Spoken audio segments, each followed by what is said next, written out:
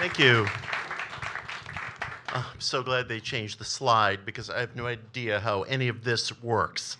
I sit in a room by myself most of the day, smoking weed and going clickety-clack. So it's just me, no multimedia presentation.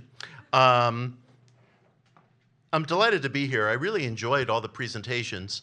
I thought every one of them just brimmed with life. I specifically want to call out Makina's because hers helped me start doing math in my head. As she predicted the apocalypse in 2040, I thought to myself, well, I'm turning 57 next month, so in all likelihood, I'll be dead. I live on weed, nicotine, and sugar-free beef jerky and have no health insurance, so good luck, everybody. I do have two sons, and I do care very deeply about the issues, but, and good luck to them.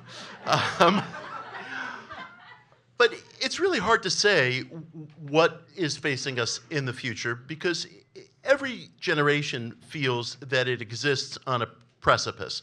I mean, literally throughout history, you've had millennialist movements going back over 1,000 years, and you had millennialist movements very popular in this country in the 1800s, the 1840s, and you can only imagine what it must have been like growing up during the World War I generation where the war killed a single-digit percentage of the world's population, as did the ensuing flu that followed. And I don't in any way mean to minimize any of the issues we face. I care very deeply about climate change. I care very deeply about the simmering situation in Ukraine, the civil war in Syria, in Yemen, and these are gravely, gravely serious issues.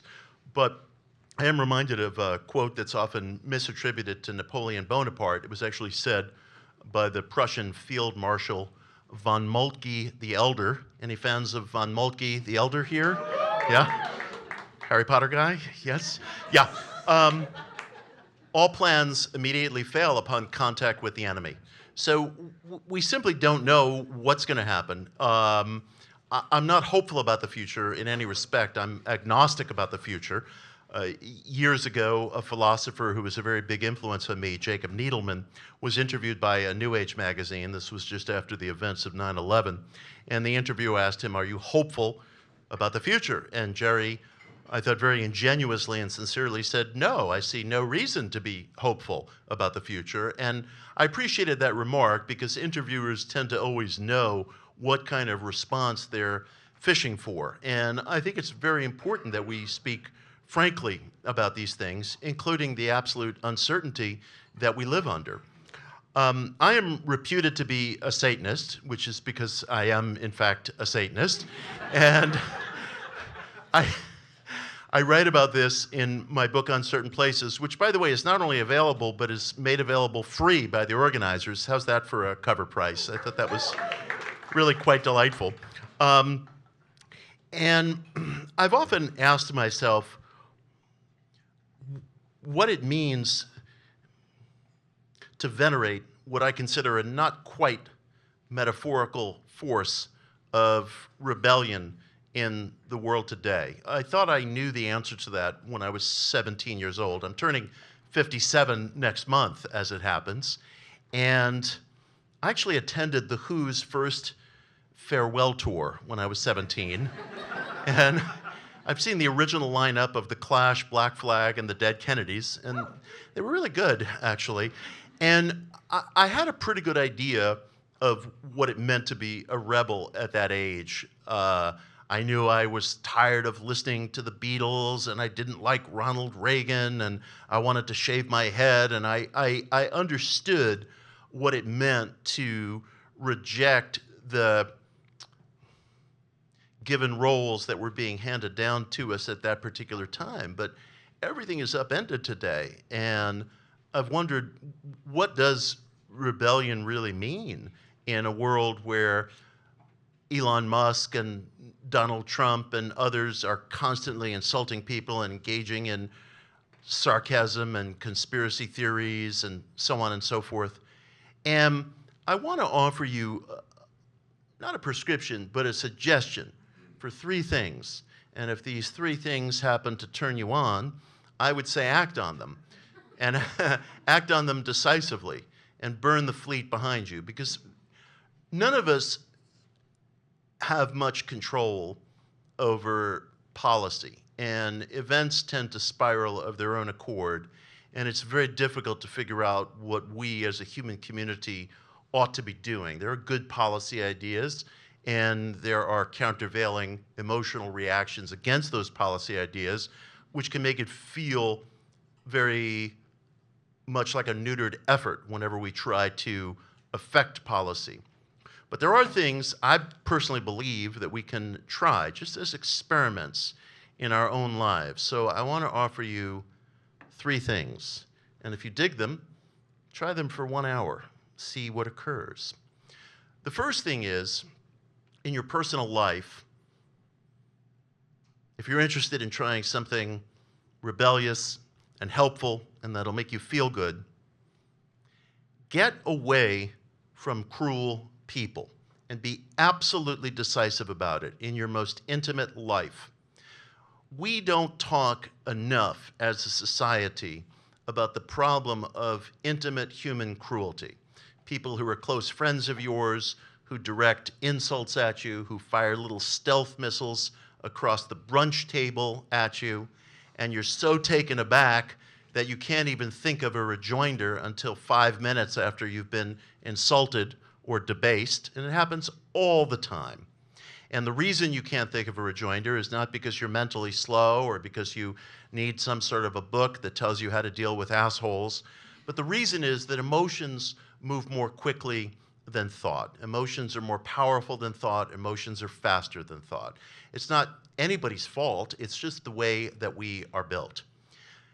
If you identify relationships in your life that are dominated by cruelty, and I don't care who is at the source of it, I don't care if it's an in-law, I don't care if it's a spouse, boyfriend, girlfriend, best friend, get away from that person. We don't have time to be in proximity to cruel people, and it is an absolutely unaddressed problem in our life, the analysis of which gets taken away from us all the time because we're told solutions have to come from within, try this cognitive exercise, try to do this, do that, do the other thing, but the last thing that's ever arrived at is absolutely severing your ties and burning the fleet behind you. And see if you don't feel happier. The other thing is, we're coming up on the holiday season, and I don't mean Halloween per se. I mean Thanksgiving, Christmas, Hanukkah, Kwanzaa, where we all get together with our immediate families, among whom we all feel so understood and appreciated and insulted and debased and humiliated. And my message to you is, and this is apropos of the previous one, if you're in a situation, and I raise this because it's no secret that suicide spikes during holiday season, not only because people feel lonely, but in fact, I think it's wonderful to be nobly alone. I think loneliness has a terrible rap. I think it's much better to be nobly alone than to be in debased company. You don't have to go to anything. You don't have to attend anything.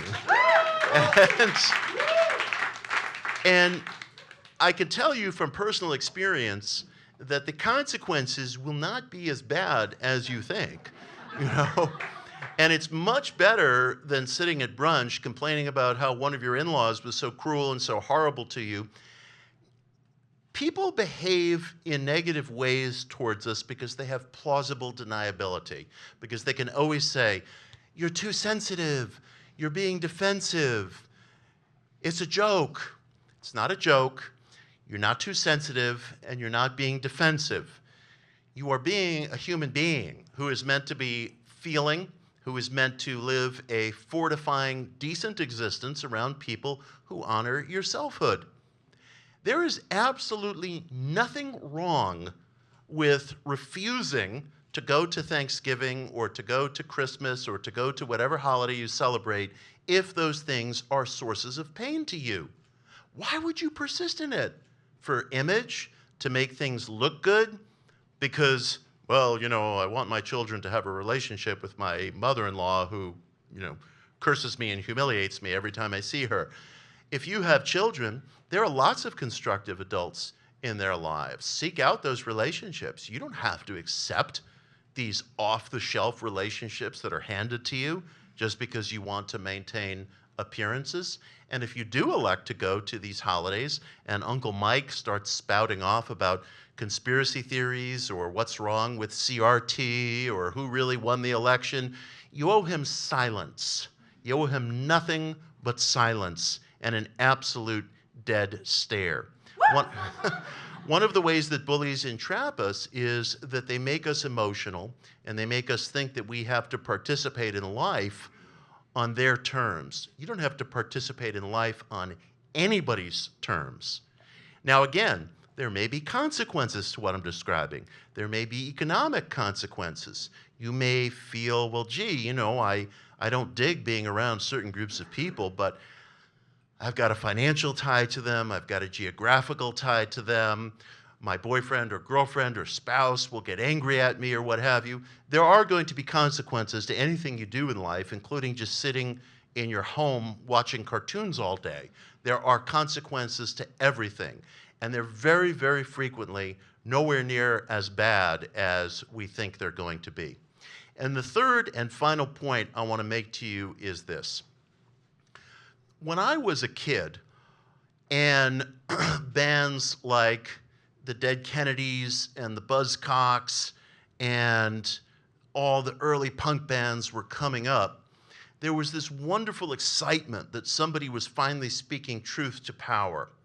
And that was true at that time. But dig this, with the advent of social media, we as a human community have gotten into this groove where sarcasm, rhetorical questions, humiliating other people, insults, laughing at other people's pratfalls has become the lingua franca of our day. And there's a place for all those things. There's a place for all those things. They dilute the pressures of life.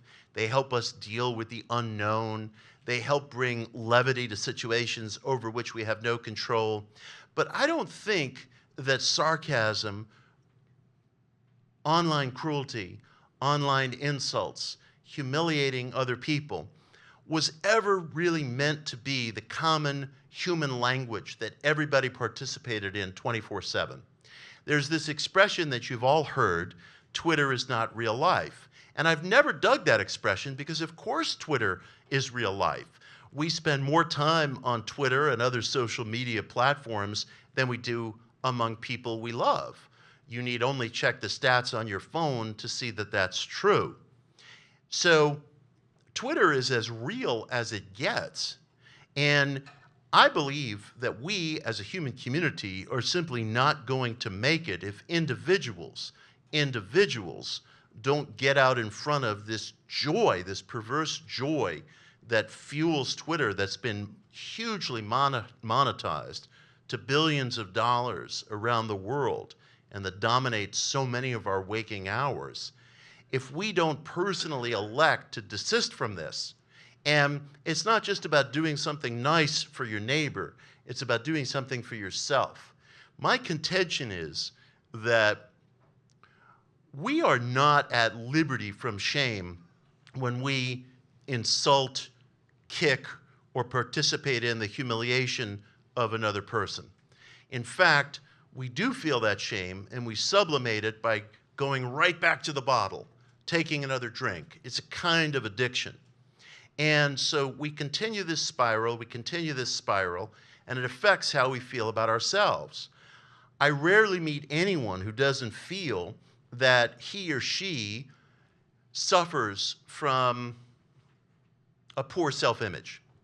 And we don't know what to do about this poor self-image. So we go to our shrinks, we bother our friends, we read our self-help literature, some of which is good, and we're always looking to this antecedent as to why we have a poor self-image. But the one antecedent that we never look to is our own faces in the mirror. We never consider the perverse glee we derive, even as we consider ourselves progressive and sensitive people, from seeing another person humiliated. And it's easy to say, well, that's a bad person. That's a 4chan person. That's a QAnon person. And I dig that. I dig that, having been, the proud victim of a thread on 4chan myself. And they love Satanists there. And I don't care. I don't care. I don't participate in that stuff, because if we're going to have a working definition of what it means to be a rebel, it has to be for something. It can't just be this repetitive echo of what's been fed to us by culture, or what the Clash called turning rebellion into money. This is now generations old at this point, and we're going to have to find our own vehicles and our own ways. And I submit to you that if you feel like you don't possess a sense of comfort in your own skin, if you feel like you don't possess a sense of selfhood, start by considering whether we all, whatever our past, and we've all suffered, it's just part of the human situation, but start by considering whether we self-perpetuate that by participating in this feverish 24/7 manner in humiliation of other people over social media. There's this tendency to want to look for adversity everywhere but that which stems from within ourselves. I'm not saying you don't get to be funny or occasionally snarky or use sarcasm. All of that stuff is good stuff. But when it becomes this constant, unremitting diet, we sublimate this shame in ourselves by going back to it over and over again. And the ultimate victim is ourselves, because it keeps us from feeling comfortable and self-possessed within our own skin. So I do wish for everybody in this room a sense of creative rebellion, a sense of pushing back against the given, a sense of taking the reins of existence. And it's as close and as intimate, I suggest to you, as the breath that you're drawing right now. So that is my Halloween wish for all of you, and it's great to be here, and thank you all.